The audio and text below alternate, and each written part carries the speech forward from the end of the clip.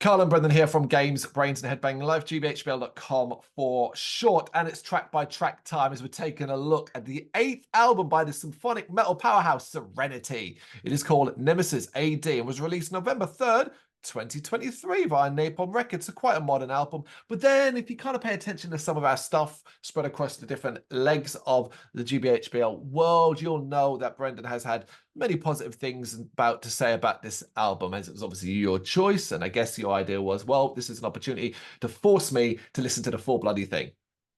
Yep. That's exactly what it was. And there we go. And I have now. For some reason, I'd forgotten. And I think I was getting confused between like several different releases that you talked about. And when I initially went looking for this and planning to do it, and I was like, oh, wait a minute, this is a normal album. I mean, by tracks, like number of tracks and length and stuff like that. For some reason in my head, I'd convinced myself that this was another one of those 3-4 tracks and half of them were 30 minutes long. No. These are a nice standard band, I guess, in terms of how they structure their albums and stuff. And listen, folks, listen. Secret here. We often do these in blocks, right? We do them in blocks. We listen to blocks and record in blocks. I listened to this album directly after doing another album, a track by track, for an album, if you watch that video, I despised with such a fucking passion that it's, you know, it's a bad video, really, from my perspective. So coming to this directly afterwards, they could have shit in my mouth. I probably would have enjoyed it. Like, that's kind of thing. But that's not to say, like, oh, because of a bad impression of a previous album, that I give this one an easier ride. But it was just so much more palatable, so much more nice, and so much ease in my mind. Put it this way, by the end of this, I was happy again. Well, that's a high praise for any album, isn't it? So it is indeed. All right, let's kick into this. And we've got, oh, goodness me, Memoria Alberti Duria, something like that. And it's interesting that this intro doesn't really prepare you or me, it didn't prepare me in any real sense for the bombastic soundscape that will follow. It's subtle, it's atmospheric. The choral vocals are lovely. It's a nice intro. Yeah, I think, like, obviously I'm very familiar with the band, not just from this album, but from a couple previous as well. So, and because when this came out and because I reviewed it, and then also I've listened to this a lot. To be fair, you know, so I guess it's unfair like a little bit now, because for me this intro track, it's a minute and a half long. It is an intro, it's a genuine intro, and it's pretty much pure choirs for most of it, which sounds nice, sets the scene well enough for me, purely because it's setting it back to an age and authenticity perspective, because it's obviously a concept album telling the story of an influential art painter called Albrecht Dürer from the German Renaissance. So I think, like, having the choirs and that sort of gentle thing, like, for me, it was like it was the right thing to do for the concept. It's like, okay, I'm kind of in that era now, you know. Okay, so that's really interesting. And we're definitely going to be approaching this from two perspectives, because I didn't know that. When I normally get looking, because basically with a track-by-track notes is I start with a bolded section at the top, which is factual, basically. When it came out, title and all that nonsense, and hopefully a little bit more detail if I can find it. Didn't really find this too much about this. Probably didn't look far enough, if I'm honest, because I probably missed one very important area, and I can't believe I didn't look at it. You know what it is? I did look at your fucking review. Yeah, that's all in my review. Yeah, I didn't look at that. How bad is that? You know, I mean, what? it's quite interesting. I reckon I didn't look at it actually, because I might have been coloured by words and then made my own mind up, and I don't take bits of your words. I mean, it doesn't really matter, you know. It is what it is, like, because I think, like, you can listen to it musically and not know that, and it doesn't necessarily impact it. The only things that become quite interesting, I think, once you learn it, like if you ever get around or accidentally stumble across some of the videos, you'll see certain things with some of the songs are actually the titles of the paintings of this man. Right. And it was during a period of revolution, so a lot of them were done to inspire people locally to stand up and fight and be together and all that sort of stuff. So one of the songs in particular, like the third track on this album, is the name of a painting, and in the video to the song, they all end with a close up of the actual painting and all that sort of stuff. That's cool. I found it quite interesting, because normally when there's a concept is more story based, rather, like, you know, maybe like tales of an era and stuff like that, or a civilization, or something science fiction, a story or a book, or, you know what I mean? Like, it's usually a bigger thing rather than just focusing in on a single individual person. Yeah.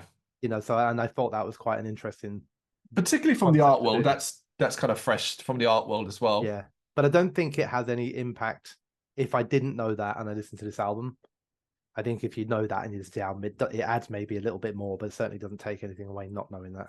There's a high chance as well people coming fresh into the album maybe may not even be able to know Yeah. that. It's something you maybe find out because you went loving the album and you decide to do a little bit more reading up on it.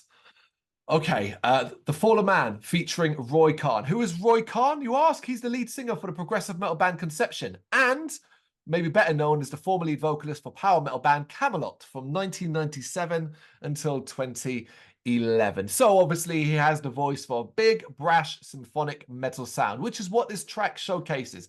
An epic power metal infused blast of excitement that ticks all the right boxes. I particularly enjoyed the guitar solo.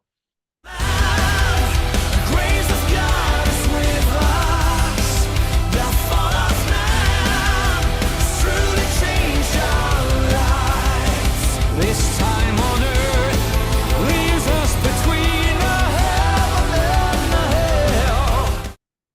Yeah, I really like the start to it. I think the drums are fire, guitar sound huge. It's got pace and power, and it's just very clean and it's very catchy. You know, for me, it's like if you're into any sort of power, symphonic, anything like that, it would be impossible to not enjoy that kind of melody. You know, I think the verses drop down. I'm a big fan of George Neilhouse's vocals anyway. So there is obviously, it does focus on his vocals quite a lot, and he's got a great singing voice. Lots and lots of orchestral elements, of course there is, but still a bit of meat from the guitars and drums.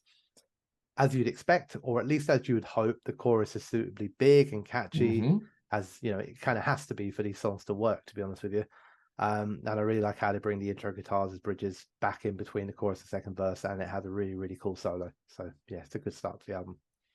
Absolutely. And then we get Ritter, Todd, and Tufel in brackets Nightfall. The big gothic organ sound at the start is awesome. And I actually ended up wishing there was more of it throughout the track. But I'm not going to complain about this heart racing and blood pumping epic. Super dramatic, as the best symphonic metal can often be. The chorus is brash as fuck. I'm all in this one. One of my favorite. Yeah, it's great. Very, very catchy intro, nice bit of organs, drum fill, and then bang straight into this a really, really catchy rhythm and really memorable guitar hook. Drops down into a nice calmer verse with plenty of backing vocals and harmonies, and again is very, very well sung. It does that nice little pre-chorus to build up the suspense a bit before it then goes bang, there's a big chorus for you. You know, it's just, I said, like, I am aware when I'm listening to this stuff that it is expected of the genre, you know, but you still have to be able to do it well, and that's the thing. And I think they do it very well. Solo is very, very cool. It's one of my favorites. It's got a couple of different phases and speeds throughout it, and again, the orchestration as well, I think, is really, really impressive. And just generally as well, I think I get this a lot on a lot of the songs, and it's also prominent here, is just how well put together and the songs are, like how well composed and how well used the orchestral elements are, you know, to highlight the right points and come in at choruses and stuff like that. So yeah, it's a very strong start to the album. And well produced. I want to throw that in as well for clarity and how clean it all sounds.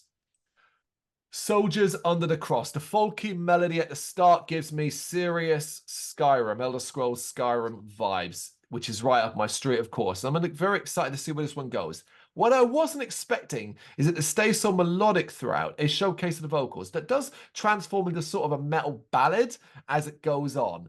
I do like it a lot, though. Yeah, so do I. I think I love that. I think it's a harp at the beginning. The right at the beginning is that kind of weird little plunky kind of clinking noise, but I think it might be a harp. It's very, very slow. It's very orchestral. It's very beautifully sung. It does have a nice chorus. So lots and lots of harmonizing, lots of woodwind instruments. Very, very gentle, very, very like clean and easy to listen to and palatable. And then the second verse we get, you know, it stays like that pretty much all the way through, but just in the second verse they bring in the drums and guitars, come in and join in with the orchestra gently again. Always very, very clean, very, very polished with plenty of depth to it. Nice solo before it drops down to some more folk stuff and then back in with another chorus. I think overall it's just quite a lovely song. Yeah, I think that as well. I think the best thing about this album for me was there are the tracks that I think are simply spectacular, and then there are the tracks that I think, God, that's really nice. I really like that. That's where it lies, you know? Though speaking of spectacular, it's Reflections in brackets of AD. Being the longest track by several minutes, it's no surprise that this one is big. It's also one that I'm a bit more familiar with, and I do enjoy the shit out of it. It runs the entire symphonic and power metal gambit, from mellow heart and soul to cinematic drama to brash grandeur. It is the album's epic. through and through, and a very tough track to top. I actually was like, oh shit, this has come way earlier than I thought, and is this gonna be a problem? Because this was the track that you would get replay after replay after replay, and I didn't want it to affect the rest of the album. I was kind of confident that there would still be great stuff to come, but I wondered if shit, we hit the highest point now. I may start becoming myself. I've opened gates into a new world to remain until the last days of the earth. Just the stars forever align the universe. Yeah, I mean, it's definitely a high point. It's probably long been my favorite song on this album. And it is just the sort of song you really kind of hope to get from a symphonic / power metal album. You know, you're always looking for that. Where's my epic? You know, where's the one, the big grand one? A lot of the time it comes at the end. So yeah, I agree. Like, it's the fact that it comes around halfway Yeah. through, you do wonder. But you know, it's epic in every sense of the word. So many phases, starting off with like that lovely genteel sort of melody and intro. I think it showcases some of the strongest individual vocal performance on the record, even though these often strong vocal performance, but this has a lot in there, and there's a lot of little changes and different things going on. Violins, you know, it's screaming guitars, choirs, drums, orchestra. It just brings in absolutely everything. There's also plenty of moments that are quite heavy, but not heavy for this style, you know, where the guitars and the drums are a bit more prominent, and they kind of let you go, you guys have a verse, you know, which is nice of them. Then we do get I think there's a kind of like a big instrumental section at the end of it where it is pretty much all drums and guitars for a bit, and we get a completely different tone of the vocals, which I actually think might be another singer, but they're not credited on it, so I don't know who it is. Maybe it's another member of the band, for example. You know, and then it just does so much. You know, it goes from that back to a violin solo, and then some choirs, and it comes back with riffs and drums, and it keeps you. For its length, like you're constantly engaged throughout. I find myself constantly engaged, and I think it's a huge song. I find not a single second of it to be anywhere remotely boring or, oh, this is longer than I thought or anything like that. I mean, as far as I'm concerned, this is up there with those masterpieces of epic power / symphonic metal songs. I think it's a phenomenal track. Yes, I already knew this. I was expecting you to wax lyrical in this way, but I will agree and say, while I may not have the level of depth that you do from it, this is the track. This is the one. Okay, Son of Justice. This track was always going to struggle. I mean, anything that followed it was always going to struggle. But I am glad they kind of keep it a bit simpler so as to ease you into the second half. Although the word simple is doing some heavy lifting, as this is another grand symphonic metal blast of groove. Yeah, that's the thing. I agree with you. Like, you know, anything that kind of follows that, you're going to struggle a little bit, but it's still a good song. It's still got a lot going for it. I think the drums, guitars, and orchestras are quite meaty, and there's a bit more of a darker tone to it. Not dark as in like we're not talking like black metal or anything like that, but just a little bit darker compared to what's come previously. It's got a nice tempo, it builds back up again, a good effective chorus. You know, brings the intro music back in to bridge between the chorus and the verse, which I quite like when they do that. I think the drums are good too. There's lots of horns and choirs and all that. So there's still lots and lots and lots of stuff in this that's really, really worth giving it a go. And it has another strong solo, which is also a feature, to be fair, across a lot of songs. Actually, yeah, you're not wrong there.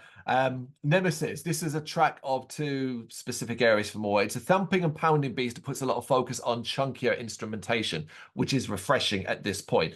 But it's all about that chorus too, which is, here's the thing, right? I've written the word, it's such a sing-along. And then when I wrote it, I was kind of like, you can't sing unless you've got lungs, like if you can find the strength in your lungs to try and sing along to this chorus, credit to you, because if you want to, I wanted to.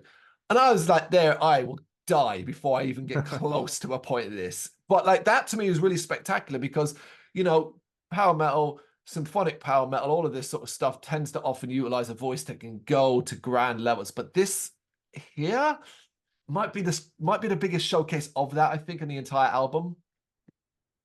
Yeah. I still try though. I still try. In your car, music's blasting, and nobody gives a fuck. Yeah, and you think you're hitting every note. Yeah, so nice and dark tones at the start from the orchestra, and the drums and riffs have some meat to them. It's got quite a bit of groove to this one. I like the backing shots on Nemesis. I like the way the lead guitar comes in, and I like the way they build layers. Again, not surprising because of the style of music, but just still doing it and doing it well.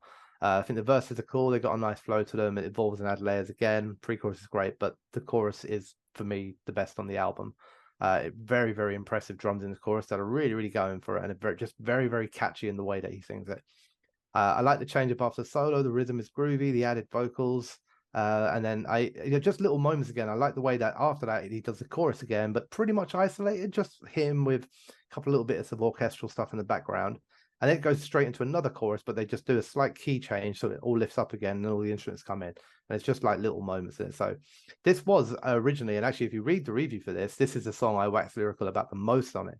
When I reviewed this album, I was like, this is the shit. This is the best song on this album. So like it's definitely up there for me. It's very, very strong. Fascinating, because I will admit, as much as I enjoyed it, I wasn't entirely sure I was going to get a high like Reflections of AD. But then came at the end of Babylon. Oozing emotion and power. The fucking choral vocals are the nuts here. Them with those weighty drums are my jam. One of the most cinematic sounding tracks of the entire album. I love that the tempo is kept slow, but it still blisters and brims with so much life. Blown away. Up there is one of my favorite. Yeah, mine too. Mine too. I was like, it's just something about this song just works wonders for me. It just clicks in the right way. I love the gentle intro. I like the quite menacing kick in with big drums, guitars, orchestras, and that very, very cool choir section. I like the way it flows. I think the verse somehow feels important. I don't know what that is about, but I just listen to it and I feel like I'm being delivered a message that I need to hear here, but I still don't know what it is. I think it's really, really well sung, quite slow, but quite menacing, and it builds nicely with lots and lots of harmonizing and a really neat drum fill, followed by a very, very good catchy chorus again. And that's there's a lot of factors like this across this whole album and this band, and there are things that they just do well: solos, orchestration, production, and choruses is something that they also are very, very good at. Solo is very, very good again. One of my favorites, just very, very emotional to listen to, and I just find this to be a seriously well written song. Couldn't agree enough. One of the things I will also add that they do really well is get the pacing right, get the tempo of the entire album correct, because they never, you could obviously get sick of or get tired of potentially hearing similar sounding symphonic bombastic tracks in a row. So every so often they know what to do. And Crowned by Angels is a great example of that. It's time for something super melodramatic again, which came at the most perfect time. Third track from the end, where just needed maybe a little refreshing, and this track delivers that for me. It's a very pretty piece of music, perfect for me at this time. Yeah, it's very nice. It's a kind of again, like we had one a bit earlier, a bit of a ballad sort of track with a nice piano, very strong vocal performance, quite gentle, quite beautiful, gorgeous orchestration, and actually they use that very heavily in because you don't have any drums or guitars or anything actually until after the first chorus, and they come in the second verse. Chorus is strong again. Again, even though I've said it about 3 times in one paragraph, I think the vocals are lovely, and there's lots of backing on them too, which is great. Lovely solo, very, very emotional, very, very nice, very, very easy and clean to listen to, and just again overall a lovely song. And that brings us to The Sky's the Limit. Now, technically, or not even really technically, this is the last track in the album, but there is one more added on, at least in the version that I listened to, and I decided to write about it because I kind of was happy enough to stay with this album and give what was coming at the end a shot as well. But The Sky's the Limit, you can see it as the ending if you want, because it realistically is. Now, I'll admit, I was a bit worried with the melodic start, because I was kind of hoping and expecting like we were going to get a really big ending. And I was like, oh shit, are we not? We're going to ease out. I wasn't too sure how I felt about that. But happily, Serenity shut me up by delivering a chorus that I think simply soars. Overall, though, it's not the best song on the album by any stretch. It's a solid closer, works perfectly for me. Yeah, it's good. The sky's the limit. We could set this world way high above. Just the sky's the limit. Can we be the answer? Our world is at the limit. We have taken far enough. Yeah, I agree with you completely. I really like the drums and guitars in the verse. I like the flow of vocals. I think the chorus is very, very good. Great orchestras again in the backing, and the verses have a nice darker tone to them. It's a little bit more serious, it feels. Another phenomenal solo, another song that's very, very well sung, very, very well played, flows very, very nicely as well, but just not quite up there at the same level as the best songs on this album. But those levels are that's an incredible bar to reach. And we'll throw in, of course, the Fallen Man, which you might think, oh well, that's already on there, but this is an orchestral version, which for me is a nice addition. I am more than happy to have this there, adding, actually, surprisingly, because it's an orchestral version, more bombast to a track that I thought was already pretty fucking bombastic. But I'm like, okay, this works for me. I could happily see this as the last kind of track. And to be honest, I actually was happier seeing it that way. Yeah, so was I. I think one of the things I was happy about when I first listened to this one was that it still had vocals, because what I thought I was going to get originally was an orchestral instrumentation version of it, which still probably would have been quite nice to listen to. But instead, what I kind of get is like another point where I can appreciate the vocals, and it sounds very, very nice and it works very, very well. It's just big classical orchestral sounds with some really, really good singing over it. It's different enough that it actually does we know it's the same song that's been played before, but it's different enough that they do stand a little bit on their own as two songs. It kind of works.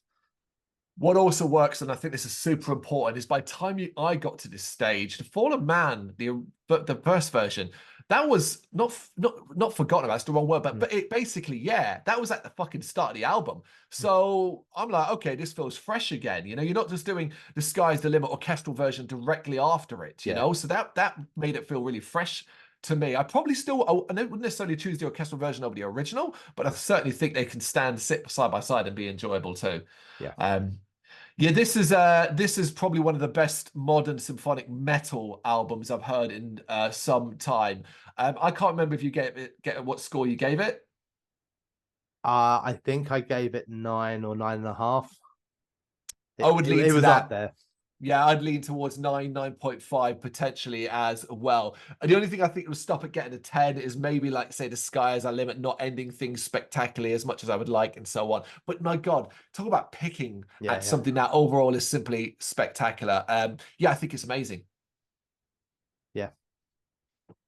Right, well, this should be interesting then, because we got to choose the top 3 tracks. It wouldn't surprise me if we're pretty close in this. I will go first by picking the obvious one first, Reflections in brackets of A.D. But then I have also decided that Ritter, Todd, and Tafel, Nightfall in brackets, is my other one, and The End of Babylon is my third. We are 2 out of 3.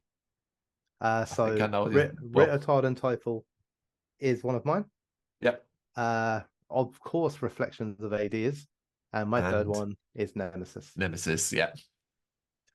Okay, you've got some great choices there, but the obvious one, as it's we kind of pointed out, is probably Reflections of A.D. as a great example. Certainly the biggest track on the album, but hell, you're going to have a great time with it regardless. Nemesis A.D. by Serenity, track by track. You got any thoughts you want to share? You know what to do? Let us know in the comments. Thank you very much for watching. If you'd like to see more content like this, please consider hitting the subscribe button. It is gratefully appreciated. You can find us over at gbhbl.com, our full website where reviews, news and so much more goes up daily. We're also on all social media platforms, Facebook, Instagram, Twitter, Threads, at gbhbl. Just search for gbhbl and you will find us out there. We also have merchandise on sale. You can access the shop via the website.